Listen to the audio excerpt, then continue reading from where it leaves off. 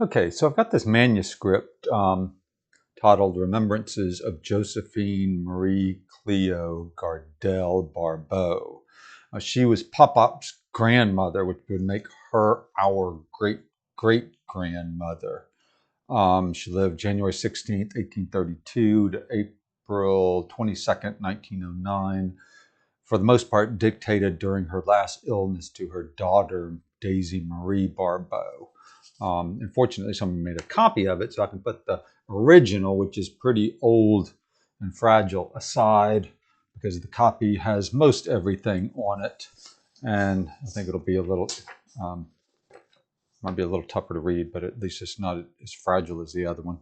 Um, but it goes, my father, Adolphine Gardelle, son of Joseph Gardelle and Henrietta de Brue, B-R-U-X, de Brue, I guess, daughter of Hyacinthe de Brue, was born in the year 1800 in the village of Castelnau, Barbens, France.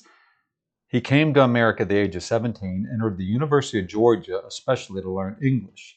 Afterwards, studied the cotton business and became, in the time, an expert in cotton sampling. In 1831, he married Emma de Bignon,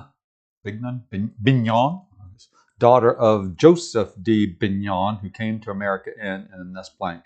And I did check on Ancestry, and most of these we do have, but some of it I was noticing you really get back as she talks about her grandparents and their family. We might want to fill in some of those names, but she doesn't have their information, but it can still be valuable resources. Let's see. I was born in Augusta, January 16th, 1832, at the home of my great-grandparents, M and MME Nicholas de Lagal. Now, it's different on Ancestry, but it's something de Lagal, or Lagal. Their house adjoined that of Charles de Lagal on Green Street. My sister, Emily Gardelle, was born January 13th, 1835. We lived where the home of J.C. Black now stands. May 1st, 1840, my father, mother, little sister, and I, then 8 years old, embarked from Charleston in a sailing vessel, the Montezuma, for Havre. It's not Havre, it's French. Havre or Havre? Havre? Hey, I'll just say Havre, but I know I'm not saying it right. Which we reached after a pleasant voyage lasting 30 days. The only remembrances I have of the trip were the calm sea, the enjoyable companionship of Captain Constantine and his wife, also the cat, chickens, and the cow on board. We went to Paris and remained there for a month in the family of Emily Prudhomme, and a long French name, an aunt of my mother. She was living in the suburbs of Paris at her summer house, surrounded by a large group of children and grandchildren, among whom were Louis, Almond, and Emily. Afterwards, Lubbock. I'm not sure what that says. Anyway, from Paris we went to the south of France, to the birthplace of my father, where we remained at his old home, Castelnau, for several months. From there we went to the Bagneres de Bardun, something French, to visit his sister, M. Romaine, remaining with her for about 4 years after my schooling was finished. Holidays were passed at Castelnau during the vintage season, of which many very happy days can be recalled. Dr. Romaine was a prominent physician and a devoted uncle. So this is Romaine, her uncle. So see, that's where Ancestry might be able to be filled in with some of this. There were 3 children, Gustave, Henry, and Caro. Gustave came to America, and Caro married Dr. Adair of Gasselnaux. Dr. Romaine retired from active practice and instructed young women in nursing. I can remember a long line of peasant girls entering the basement when coming to him for instruction. What kind of instruction he was giving them, no telling. Louisa, Henri, and Charlie were the children of Caro and Dr. Adair. Louisa married Edward de Bro, and Charlie died at an early age. Louisa and her family are now living at the something for centuries, the family home of the Brew.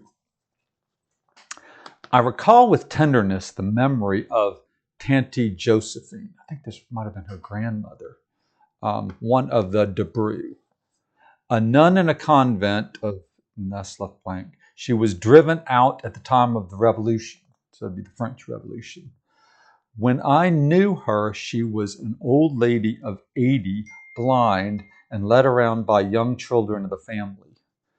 We would sometimes take Tanti Josephine to a church reached by many high stairs, then engaged in play would forget all about her and return only after the longest time. I also have a vivid recollection of the good times we had as children riding in baskets on donkey back, and in this way climbed the Pyrenees. The big luscious cherries, too, enjoyed in France, I shall never forget. Bon Ami, Guillaume, Marcin, Josephine, and others were among the members of the Bro household. Bon Ami, the eldest, became a priest, founding a seminary. He relinquished his patrimony to the youngest son. My father came to France to take me back to America when I reached the age of 18. His family didn't want me to leave, and my bachelor uncle Gustav was so enraged at the action of my father taking me from them that he married suddenly, and it is said socially very much beneath him. I arrived at Augusta not knowing a word of English. My brother, Louis Adolphe Gardelle, who they called Dooley, was born in 1848 while I was in Europe, only 5 years old when I married. I had been home but about 2 years when I met Louis Barbot, a handsome, brilliant young civil engineer from Charleston, South Carolina.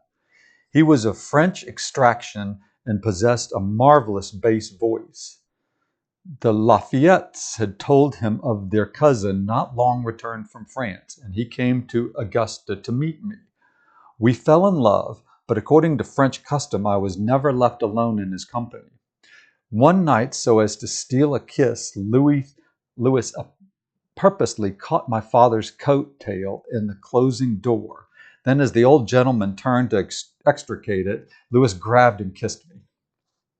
We were married at my father's November 15th, 1853. At that time, there were no trains from Augusta crossing the Savannah River. We went across a bridge to Hamburg, South Carolina, where we boarded a train for Charleston. This was at 5 o'clock in the morning, and quite a lark for the wedding guests who escorted us across the bridge. After our departure, visitors would stop in to see the great big wedding cake and partake of it. Dooley, then but 5 years old, was very much excited over it, and childlike, he would pinch at the cake at every opportunity. Louis and I were blessed with a long and devoted married life, and were sweethearts to the end. Adolphe, Cecile, Eddie, Lou, Victor, and Daisy were the children of our union. So they had 6 kids. Adolphe lived but a few months. Cecile and Eddie died in youth. Well, Lou married Dr. William Watley Batty, who was our great-great-grandfather. And it pretty much wraps up. To be near Lou and her family, we moved to Augusta in 1903. Louis and I celebrated our golden anniversary when his glorious voice paid me tribute as in younger days. So that was our great-great-grandmother.